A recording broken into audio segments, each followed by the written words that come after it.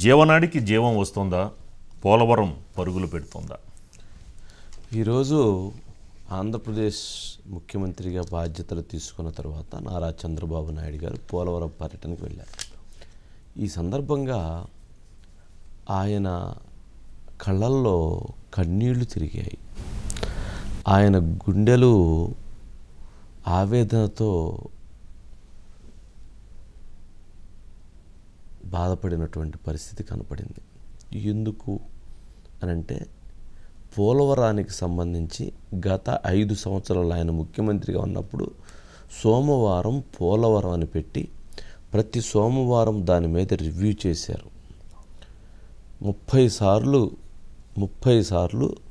5 సంవత్సరాలు 30 సార్లు పోలవరం వెళ్ళి ఆ పోలవరాన్ని కంప్లీట్ చేయాలని చెప్పని దానిపైన ఒక ప్రత్యేకమైనటువంటి శ్రద్ధతో ఒక చిన్న పిల్లవాడిని, ఒక చంటి పిల్లవాడిని ఎంత జాగ్రత్తగా పెంచి పైకి తీసుకురావాలని ప్రయత్నం చేస్తామో అంత జాగ్రత్తగా ఆయన దాన్ని ముందుకు తీసుకెళ్లారు. దానికి రీజన్ ఏంటంటే ఇదే పోలవరం కనుక పూర్తయితే ఆంధ్రప్రదేశ్ రాష్ట్రం మొత్తం కూడా రైతాంగం మొత్తం సస్యశ్యామలం అయిపోతుంది. ప్రతి ఎకరాకి నీరు వస్తుంది. ఎక్కడైతే ప్రతి గ్రామాలకి మంచినీళ్ళ సదుపాయం చేకూరుతుంది. ఇది ఒక వరప్రసాదిని, ఆంధ్రప్రదేశ్ రాష్ట్రానికి ఒక వరప్రసాదిని లాంటి పోలవరం ప్రాజెక్టు పూర్తి చేయాలనే ఉద్దేశంతో 72% పూర్తి చేశారు చంద్రబాబు నాయుడు గారు. మరి ఈరోజు ఆయన అక్కడికి వెళ్ళి అధికారులను కలిసి ఏంటి దీని పరిస్థితి అంటే అందరూ ఒకరి ముఖాలు ఒకరు చూసుకుంటున్నారు. ఎవ్వరూ ఏమీ మాట్లాడకుండా ఏంటి పరిస్థితి అంటే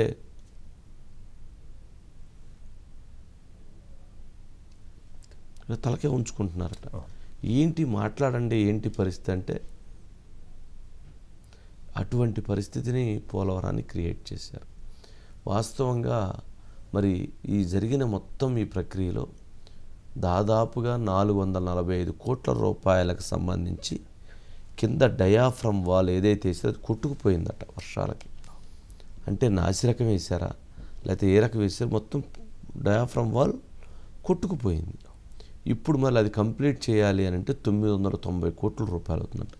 ఓకే, 990 కోట్ల రూపాయలు పెట్టి వేద్దామనుకున్నా కానీ ఈ మిగిలినటువంటి వర్క్స్ మొత్తం గత 5 సంవత్సరాల్లో ఒక్క వర్క్ను కూడా వాళ్ళు ముందుకు తీసుకెళ్ళినటువంటి పరిస్థితి జగన్మోహన్ రెడ్డి గారు. మరి ఉన్నది వేసిందేమన్నా కొట్టుకుపోయింది. వేయాల్సింది ఇప్పుడు వేయాలంటేనేమన్నా మరలా 990 కోట్లు అవుతుంది. మరలా టైము 4 years అబోవ్ పడుతుందట. 4 సంవత్సరాల పైన మరలా గత 5 సంవత్సరాలు పట్టింది. ఈ జగన్మోహన్ రెడ్డి గారు 5 సంవత్సరాలు ఈ డయాఫ్రమ్ వాళ్ళు ఇవన్నీ కొట్టుకుపోవడంతో మళ్ళీ ఇవన్నీ వేసి మళ్ళీ దాన్ని రెడీ చేయాలంటే మరలా 4 సంవత్సరాల పైన పడుతుంది. మామూలుగా అయితే 72% పూర్తయిన పోలవరం సంవత్సరంలో కంప్లీట్ అవ్వాలి. అలాంటిది 5 సంవత్సరాలున్న కంప్లీట్ చేయకపోగా ఇంకొక 5 సంవత్సరాలకి కావాల్సినటువంటి నష్టాన్ని జగన్మోహన్ రెడ్డి గారికి ప్రభుత్వం క్రియేట్ చేసింది. దాంతో ఆయన ఎంతో ప్రేమతో లొకేషన్ అన్నా మరి అంత ఇదిగా చూస్తాడో లేదో కానీ అంటే అంత బాధ్యతగా ప్రతి సోమవారం రివ్యూ చేయటం, ప్రతి సోమవారం లొకేషన్ గైడ్ చేయటం, ప్రతి సోమవారం పొలిటికల్గా ఎలా వెళ్ళాలి అంటే ఎంత తీర్చిదిద్దుతాడనే అంశాన్ని పక్కన పెడితే అంతకంటే ఎక్కువగా పోలవరం విషయంలో రాష్ట్ర రైతాంగానికి ఉపయోగపడుతుందని, రాష్ట్ర ప్రజలకు ఉపయోగపడుతుందని దాని మీద అంత శ్రద్ధతో ఆయన పనిచేశాడు. ఎందుకు అంత బాధ్యత అంత గట్టిగా నేను చెప్పగలుగుతున్నానంటే 2014 నుంచి 2019 వరకు పోలవరం మీద రివ్యూ చేసినప్పుడు నేను స్వయంగా రిపోర్టింగ్ చేస్తూ సెక్రటరియట్లో ఉన్నప్పుడు ఆయన పడినటువంటి కష్టం, ఆయన పడినటువంటి తపన, ఆయన పడినటువంటి శ్రమ పోలవరం గురించి నేను కళ్ళారా చూశాను. మరి ఈరోజు ఆయన అక్కడ విజువల్స్లో చూస్తున్నప్పుడు, ఆ ప్రెస్ కాన్ఫరెన్స్ చూస్తున్నప్పుడు ఆయన కళ్ళల్లో ఒక భావోద్వేగం, ముఖ కవళికల్లో ఒక బాధ, ఒక ఆవేదన, ఒక ఆక్రందన. నాశనం చేశారు పోలవరాన్ని, ఎంతో కష్టపడి నిర్మించాము, ఎంతో కష్టపడి దీన్ని అంతా ముందుకు తీసుకొచ్చాము, అలాంటి పోలవరాన్ని చిన్నాభిన్నం చేశారు, అలాంటి పోలవరాన్ని నాశనం చేశారు. ఇప్పుడు ఏంటి భవిష్యత్తు, ఏంటి పరిస్థితి అనే దానిపైన ఆయనకు ఒక ఆవేదన కొనసాగుతూ ఉన్నటువంటి పరిస్థితిని అయితే మనం అక్కడ ఉన్నటువంటి పరిస్థితులు అర్థమవుతుంది.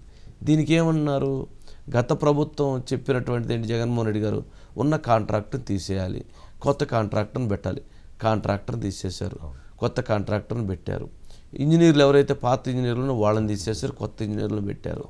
దీనికి కేంద్ర ప్రభుత్వం ఆ రోజు మీరు కాంట్రాక్టర్ని మారిస్తే రేపు పొద్దున ఏదైనా నష్టం జరిగితే దానికి బాధ్యత వహించాల్సిన వాళ్ళు కాబట్టి మీరు మార్చడం కరెక్ట్ కాదని కేంద్ర ప్రభుత్వం చెప్పింది.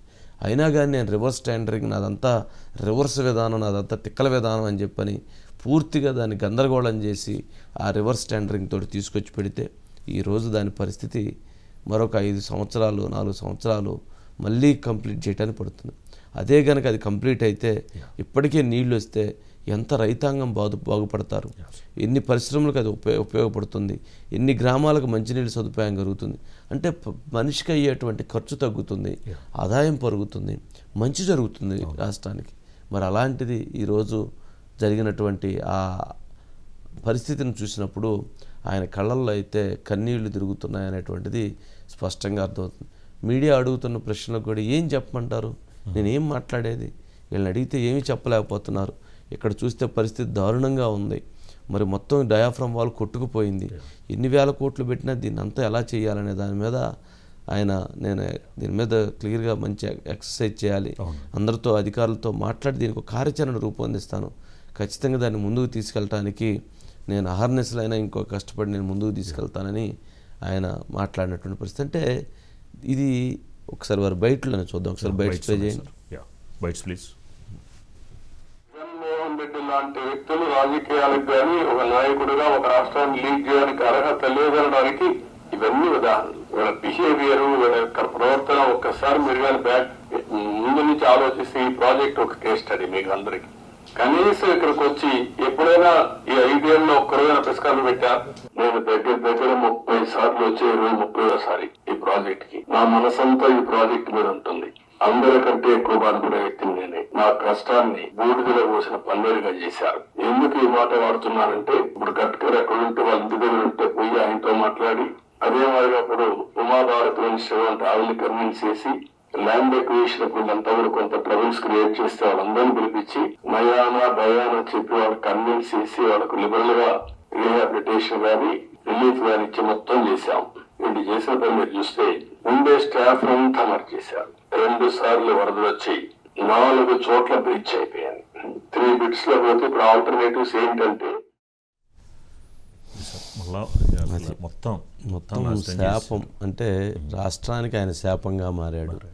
ఇంత కష్టపడి తీసుకొచ్చిన ప్రాజెక్టు మనం గుర్తు చేసుకోవాలి. కొన్ని గతంలో జరిగిన అంశాలు 2014లో ఆయన ప్రమాణ స్వీకారం చేయడానికి తెలంగాణలో ఉన్నటువంటి 7 మండలాలను కలిపితేనే నేను ప్రమాణ స్వీకారం చేస్తానని చెప్తే అప్పుడు కేంద్ర ప్రభుత్వం ఎన్డీఏ కలిపిన తర్వాత ఆయన ప్రమాణ స్వీకారం చేశారు. మరి అది చేయబట్టి ఆ పోలవరం ముందుకి ఆ రోజు కదిలినటువంటి పరిస్థితి. తర్వాత ఆ రోజు నితిన్ గడ్కరీ ఉంటే వారికి ఉన్నటువంటి వారితోటి ఉన్నటువంటి మంచి రిలేషన్స్ తోటి దాన్ని తీసుకొచ్చేటువంటి ప్రయత్నం చేశారు.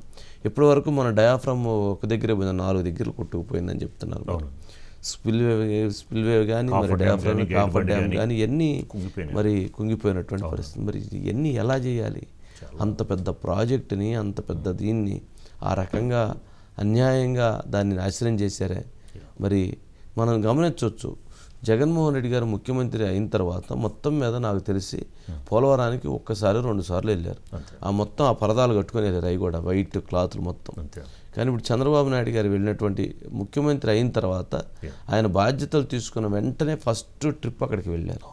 వెళ్ళి ఏమంటున్నారు, నేను ఎంతో శ్రమించాను, ఎంతో కష్టపడ్డాను, ఎంతో ఇష్టపడతాను, ప్రాజెక్టు పూర్తి చేయాలనేటువంటి నా కళ ఆశయం, దాన్ని ఈ రకంగా నాశనం చేశారు, బాధేస్తుందని చెప్పని. అంటే కళ్ళెమ్మటి నీళ్లు పెట్టుకొని వేడవాల్సిన పని లేదు. ఒక అత్యంత ఇష్టంగా మనం నిర్మించి ప్రజలకు ఉపయోగపడేదాన్ని ఎంతో కష్టపడి మనం ఎంతో చేసి దాన్ని ప్రజలకు తీసుకెళ్లాలనుకున్న తరుణంలో కొన్ని శక్తులు వచ్చి దాన్ని నాశనం చేసినప్పుడు మనిషికి ఆ గుండెల్లో ఆ బాధ ఉంటుంది. ఆ బాధని ఆయన ఆ రకంగా వ్యక్తం చేశారు. మరి చూడాలి దీనికి సంబంధించి. చంద్రబాబు నాయుడు గారు మాట్లాడిన తర్వాత అండి, మరి వైసీపీ సంబంధించిన ఎవరైనా జగన్మోహన్ రెడ్డి నాయకులు కానీ మరి ప్రజలకి ఇంత ఇదిగా చేసిన తర్వాత వీళ్ళ సమాధానం ఏం చెప్పుకుంటారండి రాష్ట్ర ప్రజలకి? అవన్నీ ఎందుకు చెప్తారు? అవి చెప్పరు. వాళ్ళు ఏం చెప్తారంటే ఇది చంద్రబాబు నాయుడు గారి వల్ల నాశనమైంది, మేమే మొత్తం కట్టామని చెప్పని నిజాన్ని అబద్ధంగా అబద్ధాన్ని నిజంగా చేయటంలో సిద్ధహస్తులు. దీని మీద ఎవరైతే మేధావులు సోకాల్డ్ మేమని చెప్పేటువంటి ఒక బ్యాచ్ ఉంది.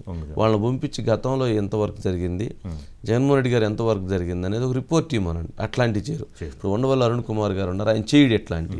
ఆయన చేసేది ఏంటంటే ఏదో రకమైనటువంటి విధ్వంసంగా ముందుకు తీసుకెళ్తారు. ఆయన వెళ్ళి ఇదిగో 2014 నుంచి ఇప్పటివరకు ఇది జరిగింది, పొందున నుంచి ఇది జరిగింది, రాజశేఖర రెడ్డి గారి హయాంలో ఇది జరిగింది, ఇది జరిగినటువంటిది అని క్లియర్గా చెప్పొచ్చు కదా. అది చేయరు. అది చేయడానికి వాళ్ళు ఇష్టపడరు. అంటే ఇట్లాంటి వాళ్ళు చాలామంది ఉన్నారు. వాళ్ళకి ఏంటంటే ఇక్కడ రాష్ట్రం మంచి జరగటం, రాష్ట్ర ప్రజలకు మంచి జరగటం అనేటువంటిది అవసరం లేదు. జగన్మోహన్ రెడ్డికి ఎలా మంచి జరగాలి, అవతల వాళ్ళకి ఎలా నాశనం జరగాలి, ఇదే పని మీద కొన్ని శక్తులు కొన్ని వ్యక్తులు పనిచేసినటువంటి పరిస్థితి. వాళ్ళ వలన సగం చెడిపోయాడు అతను, వాళ్ళ వలన సగం నాశనమయ్యాడు అతను, వీళ్ళ మాటలు అతను సగం నాశనం చేసి.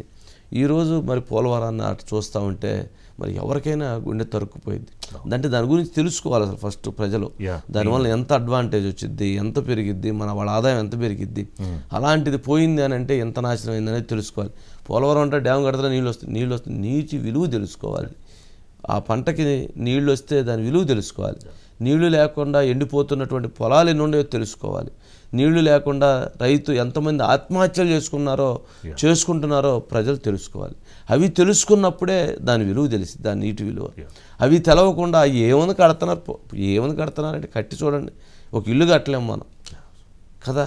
మరి అలాంటిది ఒక పెద్ద పోలవరం కట్టాలంటే ఎంత పెద్ద శ్రమ పడితే, అది ఎంత పెద్ద యుద్ధం చేస్తే ఆ పోలవరం ఉంది. ముందు దాని విలువ తెలుసుకున్నప్పుడే దానికి ఒక మాట్లాడేటువంటి అవకాశం ఉంటుంది. వైసీపీ ప్రభుత్వం ఉండిద్ది, దానికి వెంటనే చెప్తారు రేపు పొద్దున్నే. అప్పుడు చెప్పాడు కదా అనిల్, ఏమన్నారు మంత్రిగా, మేసం మెలేసి చెబుతున్నా, తొడగుట్టి చెబుతున్నా 2020 అన్నాడు. మళ్ళీ తర్వాత ఒట్టి మేసం మెలేసి చెబుతున్నాను, మెడ వెనక్కి తిప్పి చెబుతున్నాను అని చెప్పి 2021 అన్నాడు. తర్వాత అంబటి రాంబాబు వచ్చి అసలు ఇది మామూలుగా అసలు ఈ ప్రాజెక్ట్ అనే దాన్ని మేము అసలు మొత్తంగా చూసాము, అసలు ఫైనల్గా ఇది పనికిరాని ప్రాజెక్ట్ అని మాట్లాడాడు. ఆ ప్రభుత్వం పనికిరాదని ప్రజలు తీర్పిచ్చారు. జగన్మోహన్ రెడ్డి గారు పనికిరారని అంబటి రాంబాబు పనికిరారు అందరూ పంపించారు ఇంటికి. అంటే నేను అంటే నష్టం ఎంత జరిగిందన్నది ఇంపార్టెంట్. సార్ దీనికి సంబంధించి గాంధీ ఉన్నట్లున్నాడు. గాంధీ ఉన్నారు సార్. Good evening Gandhi. మీరు వెళ్ళినట్లున్నారు పోలవరం, ఏది బయలుదేరి వచ్చేస్తున్నారా, వెనక్కి వచ్చారా, ఇంకా రాలేదా? అంటే రిటర్న్ లో ఉన్నాం ప్రస్తుతానికి. ఓకే, ఏంటి అక్కడ అప్డేట్స్? 2016కి 2019 మధ్యలో దాదాపుగా ఒక 20 సార్లు పైగా మేము విజిట్ చేయడం జరిగింది. పోలవరం చంద్రబాబు గారు వెళ్ళినప్పుడల్లా కూడా వెళ్ళేవాళ్ళం. ఆయన 30 సార్లు వెళ్ళారు పోలవరం. దాదాపు 20 సార్లు వెళ్ళిన పరిస్థితి ఉంది. వెళ్ళిన ప్రతిసారి కూడా ఒక ఆశ, ఒక ఉత్సాహం అనేది ఉండేది. అదే పోలవరం నిర్మాణం అనేది మనకి ఒక జీవనాడి, కృష్ణా డెల్టా కానీ లేకపోతే కనుక కోస్తా ప్రాంతానికి ఒక జీవనాడి లాంటిది. ఒక ప్రాజెక్టు త్వరితగతిని పూర్తి చేస్తున్నారు అని చెప్పి అక్కడ ఉన్నటువంటి మిషన్లు కానీ లేకపోతే అక్కడ చేస్తున్నటువంటి అంతా కూడా టీవీలో ప్రజెంటేషన్ కూడా ఇచ్చిన పరిస్థితి ఉండదు. కానీ జీవనాడి కాస్త జీవోత్సవంలాగా మారిందనడానికి ఉదాహరణ. ఎందుకంటే ఈ 5 ఏళ్ల కాలంలో ఏ మీడియా సంస్థను కానీ, అంటే వాళ్ళకి అనుకూలమైన వాళ్ళు ఒకళ్ళిద్దరు తప్పితే ఏ మీడియా సంస్థను కానీ ఏ మీడియా ప్రతినిధులు కానీ అటువైపుగా తల్లి చూడనివ్వలేదు. ఎవరిని కూడా పర్యాటకంగా కూడా ఎవరు ప్రాజెక్ట్స్ చూడడానికి సాధారణమైనటువంటి ప్రజలను కూడా వెళ్ళలేని పరిస్థితి ఉంది. ఈ రోజు చంద్రబాబు గారు రివ్యూ చేసిన తర్వాత మీడియాతో మాట్లాడిన సందర్భంగా ఈ విషయాన్ని కూడా ప్రస్తావించారు.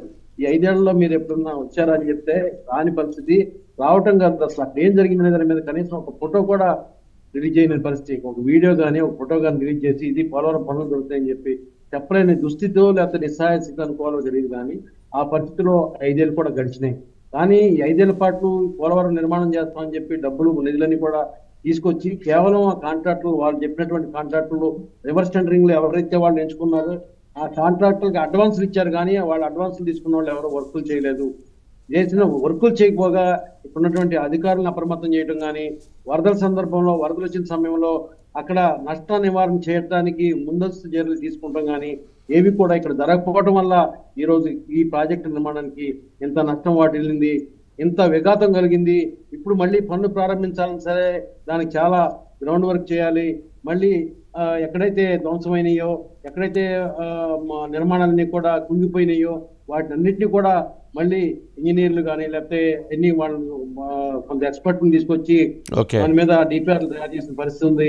కాకపోతే ఏంటంటే ఈ ప్రాజెక్ట్ సంబంధించి డయాఫ్రామ్ వాళ్ళు ఏదైతే 3 పాయింట్లు ధ్వంసమైందో ఆ ప్రాజెక్టు సంబంధించి రిపేర్ చేయడానికి దాన్ని ఉన్నట్టుగా ఉంచి దాని మరమ్మతులు చేయడానికి 447 కోట్ల రూపాయలు ఖర్చు అవుతుందని చెప్పి అధికారులు అంచనాలు ఇచ్చారు. అంటే ఆ అంచనాలు ఇవ్వడానికి 6 నెలలు పట్టిందని చెప్పి చెప్తున్నారు. 6 నెలల పాటు దాని అంచనాలు వేయడానికి పట్టింది. అంటే ఆ నష్టాన్ని ఎలా నివారించాలి, అక్కడ రిపేర్లు ఎలా మరమ్మతులు చేయాలి దాని మీద తేల్చడానికి 6 నెలల టైం పట్టిందంట. ఈ 6 నెలల టైంలో 447 కోట్ల రూపాయలు దానికి ఖర్చు అవుతుంది. ప్లస్ దాన్ని మళ్ళీ పునర్నిర్మాణం చేయాలంటే 990 కోట్ల రూపాయలు ఖర్చు అవుతుందని చెప్పి కూడా అధికారులు అంచనాలు తేల్చి రెండు సరే డబ్బులు పోయింది అనుకుంటే టైం టేకింగ్ 4 సీజన్లు పోతుంది దీనికి మళ్ళీ. అంటే 2 ఏళ్ళు పట్టొచ్చు, 3 ఏళ్ళు పట్టొచ్చు ఆ నిర్మాణం అనేది సాధానికి. టైం టేకింగ్ మనం 2 ఏళ్లలో పూర్తి చేద్దాం అనుకున్నా కూడా ఇది ఏ రకంగా కూడా సాధ్యమయ్యే పరిస్థితి కనపట్లేదు. దాదాపుగా చంద్రబాబు గారు తలపట్టుకునేటువంటి పరిస్థితి మాత్రం వచ్చింది ఈరోజు. ఆయన మాట్లాడే దాంట్లో దాదాపుగా పోలవరం అంటే పరిస్థితి ఉండేది.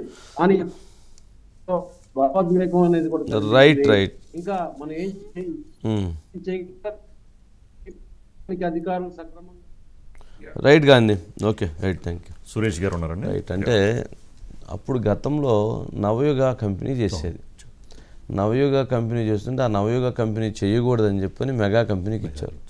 కారణం ఏంటంటే నవయుగ కంపెనీ అనేటువంటిది చంద్రబాబు నాయుడు గారి సామాజిక వర్గం అన్న అభిప్రాయంతో జగన్మోహన్ రెడ్డి గారు ఆ కంపెనీని టార్గెట్ చేసి ఆ కంపెనీని పీకేశాడు. కాంట్రాక్ట్ వచ్చింది ఆ కంపెనీకి. ఆ కంపెనీ దాదాపు దేశంలో 25 రాష్ట్రాల్లో ఇరిగేషన్ వర్కులు చేసేస్తాం. మరి ఆ కంపెనీ వచ్చిన తర్వాత దాన్ని తీసేసి మెగాకి ఇచ్చిన తర్వాత మరి మెగాని మరి జగన్మోహన్ రెడ్డి గారు బాధ్యత తీసుకొని ముందుకెళ్ళి ఉండాలి కదా.